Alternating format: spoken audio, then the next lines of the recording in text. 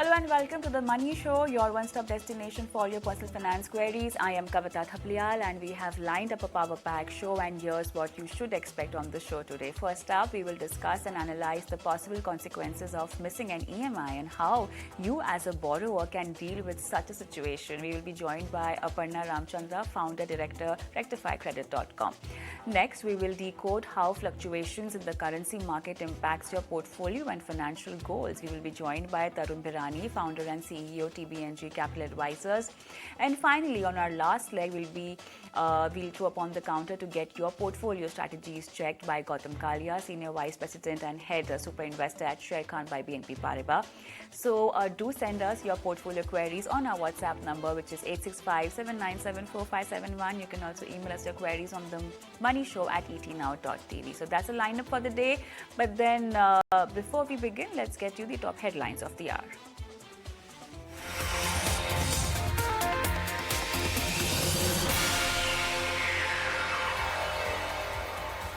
Nifty gains more than 0.5% to settle above 17,700. Bank index at a month's high, but IT is the top sectoral loser.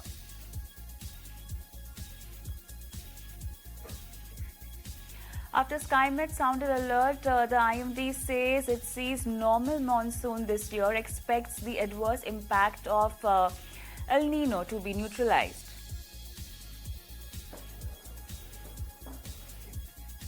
In the latest edition of CEO at Work, Axis Bank, Amitabh Chaudhary exudes confidence about gaining market share across categories, expects credit growth to remain intact in 13-14% range along with steady margins, but deposit growth needs to catch up.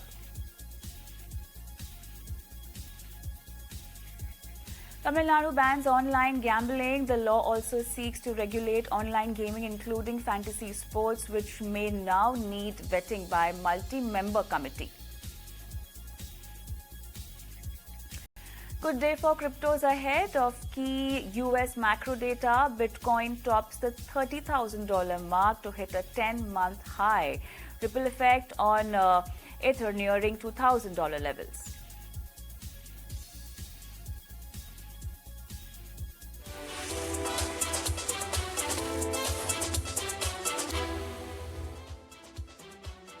All right, so let's begin the show. Despite your best efforts, unforeseen circumstances such as a job loss or a medical emergency may cause you to miss your EMI payments. Now, this often comes at a huge cost to the borrower, from impacting the credit score to levying penalties. Sometimes borrowers can even face harassment from recovery agents. On the Money Show today, we will discuss about these consequences and what you can do as a borrower to deal with such a situation. Let's bring on board Aparna Ramachandra, founder director, rectifycredit.com. Aparna, good evening and welcome to the show. So, time and again, we've picked up this topic. We've had a lot of discussion, but then this time is very crucial because we can see the burden of EMI building up on loan borrowers. So, although there can be a lot of reasons why a person can miss an EMI, and a lot of us know how important it is to pay your EMI. Not many of them usually land up missing it also. You will be having the best data on that though. But tell me something. Let's start by discussing the burden of EMI that has gone up. You talk about personal loans or you talk about home loan, car loan. Generally, what's the percentage of this loan EMI burden that has gone up? Good evening, Kavita. It depends now, bank to bank from where they have borrowed. But tier one bank, there is a marked increase in the, unsecured loans that people have borrowed, especially the personal loans. And home loan, I mean, there is enough data out there as to how much, the increase has been. But we are talking about anywhere between, 3,000 to 5,000 rupees for every 50 lakhs that they people have borrowed, so something like that. But more than that, what is little now worrisome is people have taken loans when they thought that the rates were continuously sliding down, but we've had situations where the rates have been going up steadily, and not everybody is in a situation where they can get a increase in the tenure. So if the increase in the tenure is not happening, then obviously the EMI is going to go up. So it is those profiles that one is a little concerned about. Of chances of missing this EMI is where is a little high. Right. So let's discuss the reason why a person would actually miss an EMI. I mean, obviously, the place where you can't afford to make the payment could be one of the reasons. But a lot of time, people forget, or the reckless kind of behavior that we've been discussing earlier. So a lot of time, what happens is people think, "Oh my God, it's such a small amount. We can just pay it next month," owing to the kind of expenses they already have built up for themselves this particular month. But then the known facts or the dangers of missing an EMI, that will impact your credit score. But apart from that, there could be penalties, there could be legal action also. Let's discuss about that. We'll take it one by one. The immediate impact that one will see if one misses an EMI, and what kind of EMI will have what kind of impact, Aparna? See, if you are missing an EMI, say for example, I will break this down into two things. If you've missed your EMI, as in you've not paid on your due date, but you've delayed it by say 10 days, 15 days. So on that day, on your due date, you missed your EMI, yes, but you've managed to pay between 10 and 15 days, you're still all right. You're not going to be penalized, for that, because most of them today are a little lenient and people are, I mean, lenders are okay with that. But then if you have missed an entire cycle, that means you have missed 1 month's EMI, is what we are, I mean, I'm assuming that's what we are talking now. So what happens is immediately two things happen. In the next month, suppose your EMI for this month was 10,000 rupees. So if you missed this, you are going to be paying this 10,000 plus the next month's 10,000, which is 20,000 already, plus you are going to pay some kind of a penalty for having missed out on this, so which is anywhere between it depends again on what kind of loans you've taken. So if you are able to salvage by next month, you are still all right. But if you are not able to salvage, and this missing continues and spills over to the third or the fourth month, is where the downward spiral starts, because this starts to balloon. And then where you are not in a position to pay month one, then obviously you are nowhere in a situation where by month four you are going to be paying all of this, unless you are going to liquidate some asset or do something else. So missing an EMI, the immediate effect is there are going to be penalties, there are going to be charges, and if there is already like a direct debit that is set on your loan So, account, Aparna, then when there we is talk about penalty or charges, what exactly is the figure and how is it decided, and how much penalty you'll have to pay on your EMI amount? See, personal loans, obviously the penalty charges are higher. Mhm. Uh, but then when it comes to home loan, there is always there are three charges there. There is one a penalty, which is that's what I was coming to. There is something called as a check bouncing charge, or bounce charge, because the lender has come to hit your account and there is no money there. So they charge you something like 750 rupees or 850 rupees, irrespective of the loan amount. So that is one charge. Then the second charge is anywhere between 0.25 to 0.75% of the loan outstanding. That's the second charge. And the third charge that is there is usually a late payment fee. So which is again something like 1,000 to 1,350, that in that range. That's the charge. So all in all, you are talking about another 7 to 8,000 rupees of excess, outflow if you've missed one EMI. Let's talk about accumulated interest, because you just mentioned that in this particular answer also. If you miss an EMI, how do you accumulate interest, and then what's the severe impact of it on your EMI amount? See, on a home loan, you are still in a better shape, because 2, 3 months, 4 months, the borrower, the lender is a little okay if you go back and say, listen, boss, like I always tell, I'm in a soup and, sort me out and rework my EMI and, those kinds are still all right because the ticket size is usually bigger and the lender also doesn't want an NPA as far as the home loan is concerned. Now, where this is like a big, big dent on your credit score, on your credit profile, and everything is if you are defaulting on your personal loan and you are continuously missing your credit card payments. Now, credit card payment obviously is not an EMI, but that's your credit card bill. So, if you are continuously missing on this, then that is really going to impact you very highly. And then, like we all know, the credit card outstanding, it can be anywhere between 2 to 3% per month, which is compounded. So, it only multiplies from there. All right.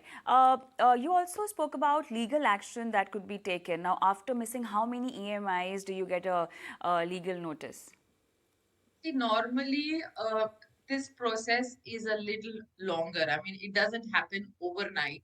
So typically, 30 days, 60 day, 90 day, those are the buckets where the banks, usually are doing the collection calls themselves because your account has still not become an NPA. It is only when it crosses that 90-day is where your account is classified as an NPA, and then it depends, it either goes to a collection agent's bucket or so there is a good long journey there. So first is they try to recover, then they try to kind of how do I say, arm twist you or force you to pay. Then there is collection agents that do the call. By then they figure out, so by this time there is a good 5 6 months of this missing of payments, EMIs that is happening, credit card bills or loans that we are talking about. And then is where they try and come back to offer a settlement to you, where you don't have to pay the whole amount, but you kind of settle. So, and then there is a cycle, then there is a return of cycle, and it is much, much later that the lender decides to file a suit against you for not paying. So there is a long gestation period between you starting to default to you facing the legal action. Kavita. Which also includes your property being seized? Yes.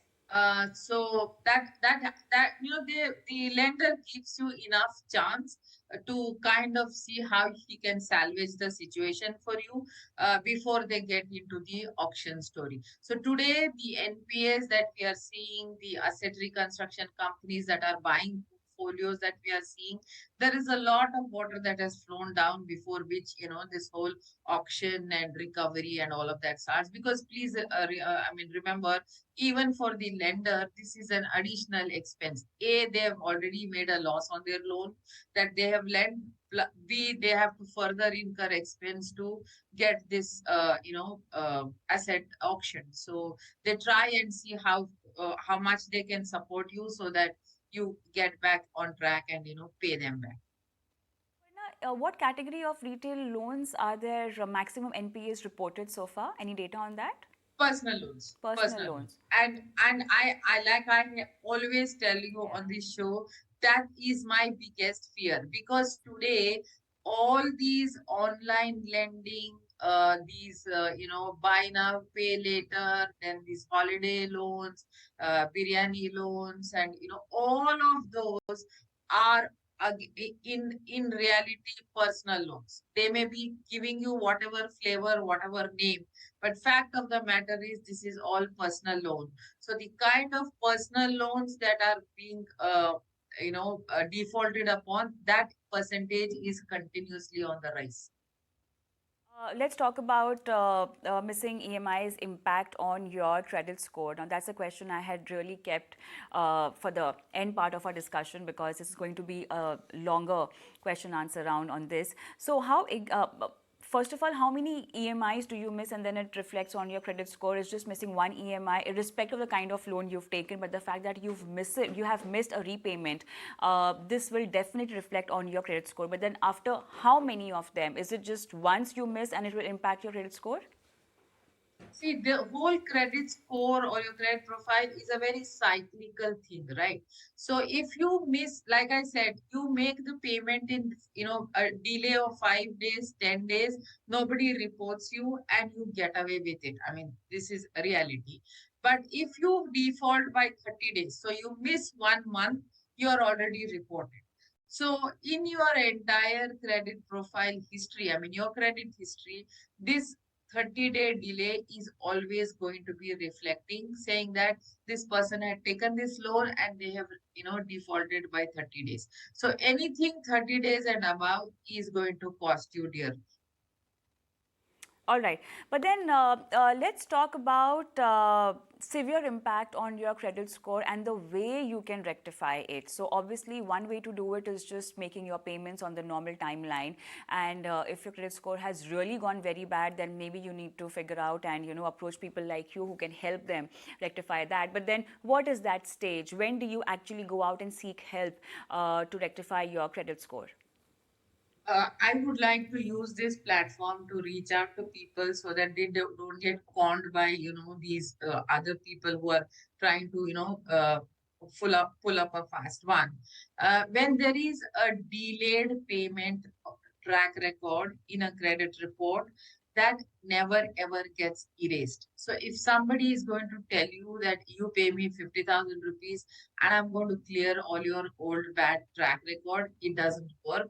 The person is trying to con you. So please remember, if you ever continue to miss your EMIs, it is going to be part of your history till the time that you are going to be looking for loans or cards, or somebody is just going to check your credit report. Maybe your employer, maybe your owner, if you are going to be renting out a property. So this part is always given. Now, when a person only is making late payments, now there are two situations, Kavita. There are some people on a regular basis because they don't get paid on time, or they are self-employed, so cash flow situations are there. They are not defaulters, but they are late payment people. So overall in the loan there is no default, they have not missed any payment, but they have continuously consistently made late payments. These are one category people. The second category people are, these are people who have defaulted and obviously there is late payment. Now this is where there is room for improvement, there is room for rectification, and a lot of things can be worked around and made sure that this profile is set right. So both the situations, if we will have to take a look, understand where the person is coming from, why the issue, and then go and represent him rightly to the lender and sort this case out. All right, so consequences we discussed, which can arise if you missed an EMI, but then that's something alarming. You mentioned about personal loans. Last question to you: what tips would you want to give a person when they are thinking of taking a personal loan? I mean, obviously, it's a strict no-no, but if that's the last thing, a last resort that you really have to go, and there's nothing else that can be tried, what will be your tips? Point number one, however desperate you are, if somebody is offering you a loan which is 24%, 28%, please don't sign up. It's okay. I don't know what your scene is, but then you know that you are going to be with, getting into a pit with your eyes open, because it is very, very difficult to sustain this kind of a repayment. Unless you know that, a month or two and something you're going to do and, sell off something, or get rid of some outflows and your cash flow improves, and you're going to be doing a transfer of this personal loan. But at the same time, please remember, a foreclosure of a personal loan, again there is a penalty. So if it is 24%, 28%, please don't get into those loans. Number one. Number two, personal loan is always a very shorter duration loan. So you know that you will have to repay this between typically 2 to 5 years. આજકાલ it's very difficult. So somewhere between 2 to 4 years is where you know that you need to repay this loan. So please make sure that don't be under this falsehood that, agle saal I'm for sure going to get a 10% salary hike, or, I'm going to get an X amount of, bonus, and that's where I'm going to prepay. And so be very realistic at the current scenario, given your current income and your expenses plus the contingencies. See if you can sustain the loan, only then take the loan. Otherwise, please don't take the loan. Of course, if you have already signed up for a personal loan, and now that you are watching this, then you have two things to do. Please see if there is any way you can reduce your cash flows so that you don't falter on this EMI. Two, if that is not possible, see if there are any other avenues wherein you can, make some extra buck, or if there are those, dud insurance policies, or sometimes there are insurance policies against which, something can be borrowed. So at least those will be cheaper than this 24 to 28%. So do that math and then make sure that you repay this personal loan on time. Please do not falter on your personal loan EMIs. And the third thing, I was wanting to talk about it today in your show. Lot of people have this credit card dues, which is like a big chunk. Then the credit card company gives you an option where it says, can we convert this into an EMI for you? So this again is nothing but a personal loan that you are going to be paying for 6 months, 9 months, whatever. There again, because it is a credit card due that has been converted into a personal loan, the rate of interest obviously is higher. So if you can stretch yourself and repay this earlier, then don't unnecessarily sign up for 9%, 9 months and 12 months. See if you can stretch yourself and repay this in 6 months and get your act together. So that is again another personal loan, which is a very, very bad personal loan. So go for it only when you know your credit card bill is like hitting the roof, and there is no way you're going to be able to repay that in a month or two. Exactly. So, working on Yeah. your repayment strategy is as crucial as figuring out the best interest on your loan that you might want to apply for. Thank you so much, Aparna, for being on the show and helping our viewers with this today.